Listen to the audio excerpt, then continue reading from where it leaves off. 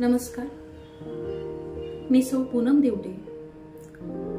Poonam's life science academy या YouTube चॅनलमध्ये आपल्या सर्वांचे स्वागत करत आहे. विद्यार्थी मित्रमैत्रिणींनो, उन्हाळ्याचे दिवस सुरू झालेले आहेत. वातावरणातील तापमान खूप मोठ्या प्रमाणामध्ये वाढलेले आहे. अशा वाढत्या तापमानाचा त्रास हा आपल्या सर्वांना होत आहे. त्यासाठी आपण वेगवेगळ्या साधनांचा वापर करतो. आपल्या घरामध्ये किंवा ऑफिसच्या ठिकाणी फॅन, एसी किंवा कूलर याची सोय केलेली असते. परंतु निसर्गातील असे अनेक घटक आहेत की ज्यांना या साधनांची उपलब्धता होऊ शकत नाही. ज्यामध्ये पक्षी आहेत, प्राणी आहेत, वनस्पती आहेत. तसे पाहिले तर वनस्पती, प्राणी, पक्षी आणि आपण देखील हे सर्व निसर्गाचा एक भाग आहोत, एक घटक आहोत. आणि त्यामुळे आपली एक जबाबदारी बनते किंवा आपले कर्तव्य आहे जे आपण पार पाडायलाच हवे.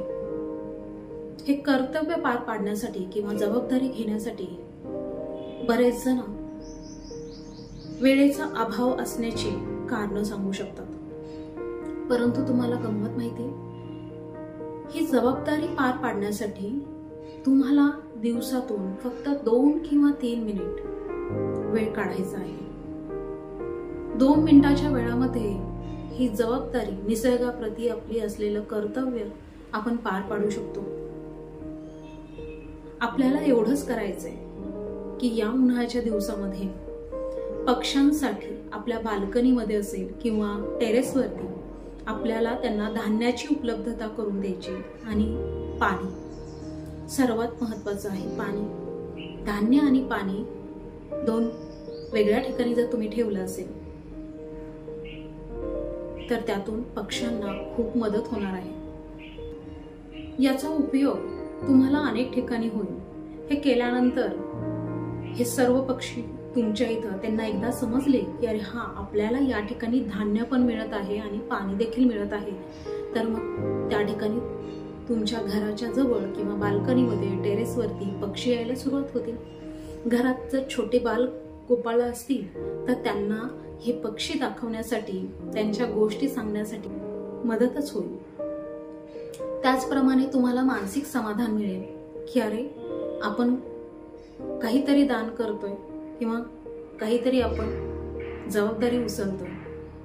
दुसरी गोष्ट आहे की बऱ्याच जणांच्या आयुष्यामध्ये अनेक चढउतार येत असतात. आणि अशा वेळेस जर खूप निगेटिव्ह गोष्टी होत असतील किंवा सारखे अडथळे येत असतील तर बरेच लोक पत्रिका दाखवण्यासाठी जातात. तुम्ही पाहिलं असेल, पत्रिकेमध्ये अनेक ग्रहदोष निघतात आणि त्यामुळे आपल्याला आपल्या आयुष्यात अडचणी येतात असे सांगितले जाते.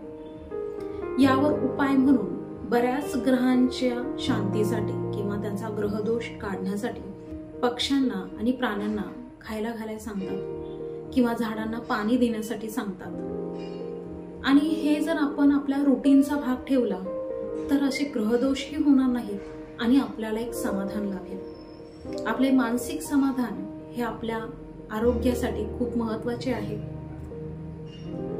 तेव्हा मी सर्वांना विनंती करते की सर्वांनी आपल्या बाल्कनीमध्ये किंवा टेरेसवरती किंवा जिथे तुम्हाला पॉसिबल होईल अशा ठिकाणी तुम्ही पक्ष्यांसाठी धान्य आणि पाण्याची व्यवस्था करावी, ही माझी नम्र विनंती आहे. त्यासाठी तुम्ही मार्केटमध्ये बर्ड फीडर मिळतात, ते सेपरेटली तुम्ही परचेस करून घेऊ शकता किंवा विकत आणण्याची देखील गरज नाही. आपल्या घरामध्ये बरेचसे प्लास्टिकचे डबे असतात किंवा भांडी असतात, त्याच्यामधले 2 कटोरी किंवा बाउल आपण ठेवू शकतो पाणी आणि धान्यासाठी. किंवा तुम्ही नैसर्गिक गोष्टींचाही वापर करू शकता, जसे की नारळाची करवंटी आहे. घरी आपण नारळ फोडत असतो, त्याच्या निघलेला एक भाग त्याच्यामध्ये अर्ध्या 2 वाट्या आपण जर केल्या तर त्याच्यामध्ये तुम्ही एकामध्ये धान्य आणि एकामध्ये पाणी ठेवू शकता. मी देखील अशाच नैसर्गिक गोष्टीचा वापर केलेला आहे. उन्हाळ्याचे दिवस आहेत, आपण शहाळं घेतो. शहाळं पिल्यानंतर ते नारळ आपण टाकून देतो. हे असंच एके दिवशी शहाळं घेतल्यानंतर मनात एक कल्पना आली की अरे मी त्या दादाकडून त्याला सांगितलं की मला ह्याचे 2 भाग करून दे. ते 2 भाग करून घेतले आणि नंतर जेव्हा जेव्हा मी शहाळं घेते त्यावेळेस त्याच्याकडून ते जे शहाळं पाणी पिल्यानंतर त्याचा खालचा जो बेस आहे तो कट करून घेतलेला आहे, जेणेकरून आपण त्याच्यामध्ये झाडं लावू शकतो.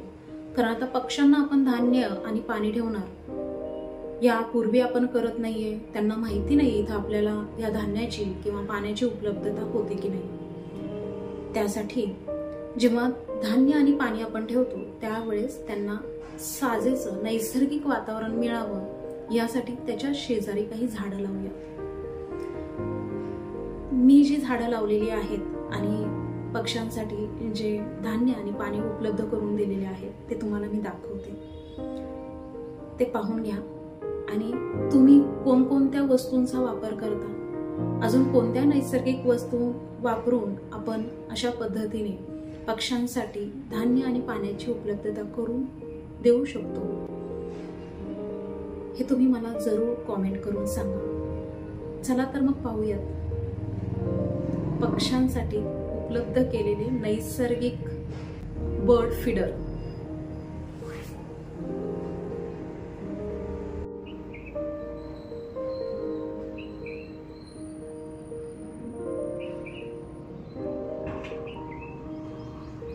हे आहेत शहाळ्यापासून बनवलेले बर्ड फीडर.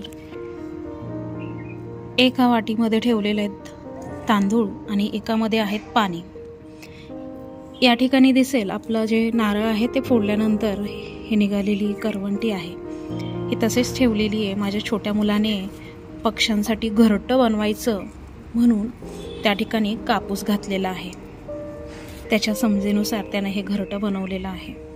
या ठिकाणी तुम्हाला सांगितलं त्या पद्धतीने शहाळं पिल्यानंतर हा जो नारळ आहे त्याचा बेस कट करून आणलेला आहे आणि त्याच्यामध्येच ही झाडं लावलेली आहेत. इथं दिसेल तुम्हाला छान हिरवगार असे वेलदोड्याची रोपं आलेली आहेत, ती इथं लावलेली आहेत. तसेच इथं जास्वंद आहे, जेणेकरून पक्ष्यांना छान वाटावे, झाडामध्ये नैसर्गिक वातावरण वाटावे यासाठी ही झाडं ठेवलेली आहेत. तिथं कोरफड दिसेल तुम्हाला. अशा पद्धतीने आपण या बाल्कनीमध्ये अशी उपलब्धता करून देऊ शकता. व्हिडिओ कसा वाटला हे कॉमेंट करून सांगा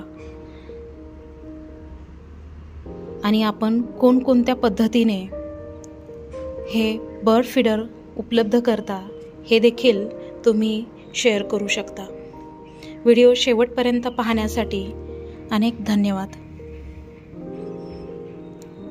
लवकरच भेटू एका नवीन व्हिडिओमध्ये. तोपर्यंत stay connected with Poonam's life science academy. Thank you.